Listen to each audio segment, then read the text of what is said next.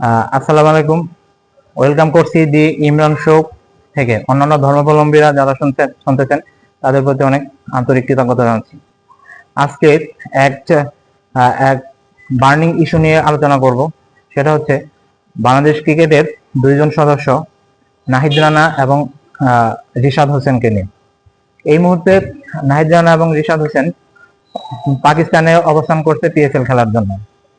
Bangladesh cricket বোর্ডের পক্ষ থেকে এখনো কোনো আনুষ্ঠানিক বিবৃতি দেওয়া হয় না তাদেরকে এই ভারত পাকিস্তানের অবস্থা, জটিল অবস্থার মধ্যে কখন ফিরিয়ে আনা হবে, কিভাবে ফিরিয়ে আনা হবে।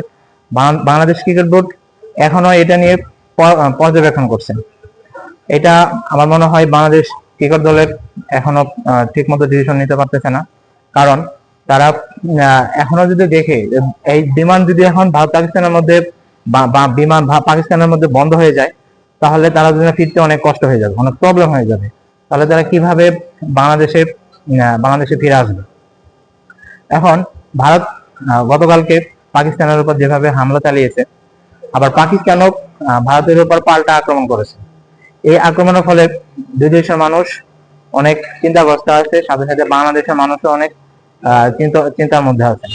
তো এখন এই পিএসএল এর কর্তৃপক্ষ থেকে বলেছে, যদিও এই ভারত পাকিস্তান হামলার মধ্যেও এই পিএসএল এর খেলাটা বন্ধ হবে না, কিন্তু তবুও আমাদের মধ্যে একটা ভয় কাজ করতেছে। যদি এই কারণ পিএসএল খেলতে এক শহর থেকে আরেক শহরে যেতে হচ্ছে ক্রিকেটারদের, এই যাওয়ার সময় যদি কোনো একটা হামলা হয়ে যায়, সেক্ষেত্রে যে আমার দেশের প্লেয়ারদের উপর আক্রমণ হয়, তাহলে সেক্ষেত্রে পরিস্থিতি খুব খারাপ হয়ে যাবে।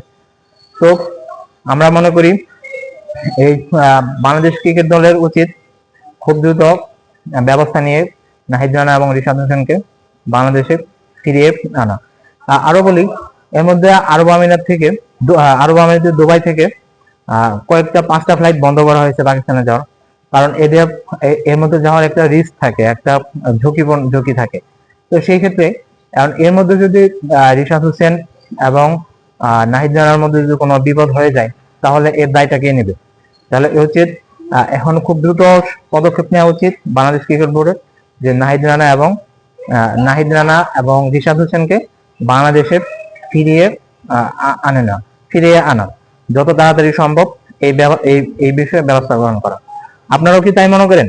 এই দ্রুত সময়ের মধ্যে তাদের দুজনকে দেশে ফিরে আনার জন্য কমেন্টে আশা করি সবাই জানাবেন।